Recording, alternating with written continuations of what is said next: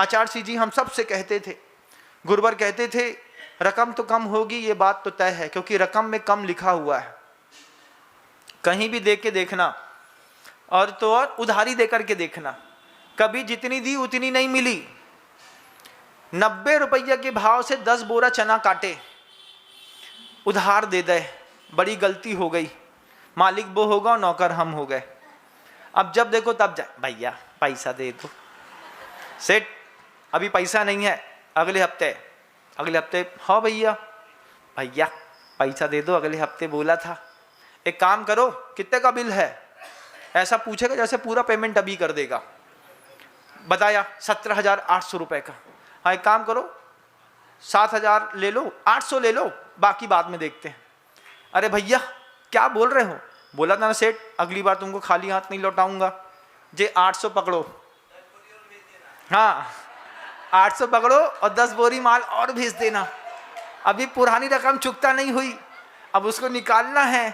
तो लाभात लोभम प्रजायते, हाथ घुसता जाए घुसता जाए घुसता जाए। दुकान भरनी थी 30 लाख में, 3 करोड़ की उधारी पूरे में फैली है। महाराज उधारी ना फैलाएं तो गड़बड़ हो जाए। रकम शब्द पे जाइएगा, वो रकम कम होकर के आती है, फिर वो तुम्हारा पेट्रोल खर्चा कराएगा, तुमको मानसिक संक्लेश कराएगा। अब जितनी बार जाओगे, 1500 ले लो, 1200 ले लो, 400 ले लो, 700 ले लो, आज तो धंधे नहीं हुआ, 4-5 बार देगा, फिर उसके बहाने शुरू हो जाएंगे। कैसे? अरे माँ बीमार थी, पैसा लग गया, पत्नी का ऑपरेशन हो गया है, अभी घर के अंदर भाई का एक्सीडेंट हो गया है, छत छू गई है, मकान बनाना है, ये करना है, सारी जवाबदारी हमारे चना के ऊपर पड़ी है। बेचारा चना परेशान है। मांगते मांगते मांगते, दे दाता के नाम तुझको अल्लाह रखे। हम मालिक थे, जिस दिन हमने दिया था उसी दिन हम बंदे बन गए।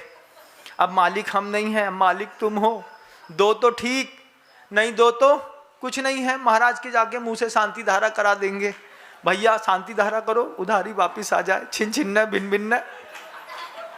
ये जिंदगी के फलसफे हैं बंधुओं। उदाहरण है, एक देश होता है, जिंदगी के फलसफे हैं।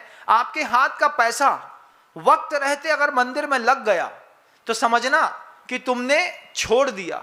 नहीं तो आचार्य जी कहते हैं कितनी पर्याय छूट गई हैं, खुद को भी पता नहीं। कितनी बार संपत्ति हाथ में आकर के भोगने से पहले खिसक गई, इस बार भी खिसके, इसके पहले छूटने वाली बात से अच्छी है छोड़ने वाली बात। कि हम बुद्धि पूर्वक किसी चीज का त्याग करें तो उस त्याग का अनुभव आगे आने वाली पीढ़ियां भी लेंगी। आपका भी कर्तव्य बनता है समय सार को प्राप्त करने के लिए। क्या क्या छोड़ना पड़ता है महाराज? चना छोड़ देंगे तो बन जाए। चना पैसा तो छोड़ो, अगर दुनिया भी छोड़नी पड़े ना समय सार को प्राप्त करने के लिए, तो आचार्य कहते हैं सस्ता सौदा है, एक बार तो करना चाहिए, एक बार तो। अब आप लोग भी विचार करिएगा कितनी पर्याय में क्या क्या छूटा है। जब भी जेब में पैसा देखो, उस पैसे गड्डी को ऐसा देख करके रखना। महाराज कहते हैं ये रात में घर के अंदर 7 तालों के बीच से कम हो जाएगा। दूसरा दिन उठा के देखोगे वो कम मिलेगा। हमारी बात पे विश्वास हो, फिर जैसा जैसा बोलता जाऊं, अरे महाराज आपको मुंह बहुत बड़ो है, हमें पता है। काम मुंह बड़ो है भैया, हमारा इतना ही है। 32 दांत नहीं है हमारे मुंह के अंदर, 28 दांत हैं। हाँ, ज्यादा हम बोलते नहीं, हैसियत से ज्यादा तो हमने कोई की नहीं बोली।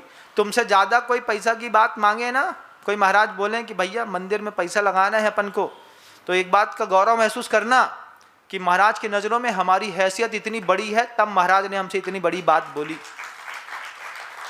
जिनकी हैसियत नहीं होती उनसे तो हम इतना ही बोलते हैं, भैया तुम भावना भैयो, भावना भाव की मंदिर बन जाए, पैसा को दे है महाराज, तुम चिंता मत करो। जिसकी हैसियत होगी उसके कान में बोलेंगे माल निकालो, और वो भी हाथ जोड़ के बोलेगा धन्य है मेरा भाग कि मेरा पैसा पारसनाथ पे लग गया। शब्दों को विराम दूंगा, लेकिन चिंतन के लिए जो मौके और जो विचार आपके बीच में रखा है उसको आप एक बार रिकॉल करिएगा।